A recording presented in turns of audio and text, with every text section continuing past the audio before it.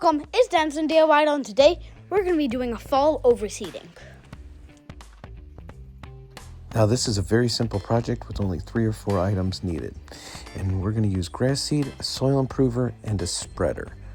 Now we like to use natural items as best we can and stay away from chemicals because of the dog there, but also know that half this lawn is pretty beat up because that's where the dog predominantly plays. So we're going to focus on those areas, especially with the overseeding, and that's why we're using a hardy lawn seed. Now, we have big trees. They have started to drop their leaves, so the first thing you want to do is clean up the leaves first to make sure that all this product hits the soil. We have a great video on how to best remove the leaves from your yard, but you don't want any of this going on the leaves and blowing away, so make sure you get those cleaned up first. Now, you want to go in the back of these and check your spreader settings, and we match it up to a Scott's broadcast spreader because this Echo works with those. So ours has a design on the back or a grid on the back that tells you what number to plug that to depending on the Scott setting, and then we go ahead and do that. From a volume and weight standpoint, the soil improver or foundation repair has a lot more to it. So I start by adding about half the bag into the hopper of the spreader. And then after that, I'm going to go back in, open up our grass seed, and add again about half the bag on top of that. Then I'm going to go back with the soil improver, finish that bag off, and then finally add the last of the grass seed on top of that.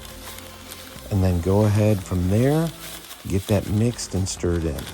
Now again, we're using natural products here. Fertilizing is something totally separate, and you'd want to make sure that you have the dog out of the lawn and kids or any other family members and take the proper precautions. But this is just a soil amender, so it's safe to be around, so we went ahead and did this right here. So before people are upset that the dog was there, it's just grass seed and some natural soil improver.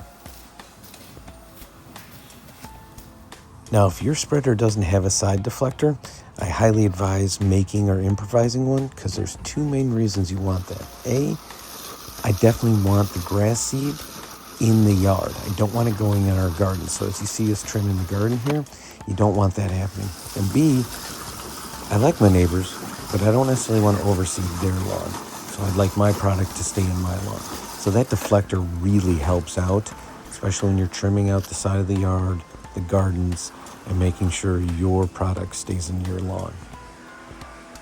Once you're finished trimming out the edge of the yard or the gardens, you can go ahead and clip that up, put the spurs to it, and then let it fly its full width in the middle of the lawn.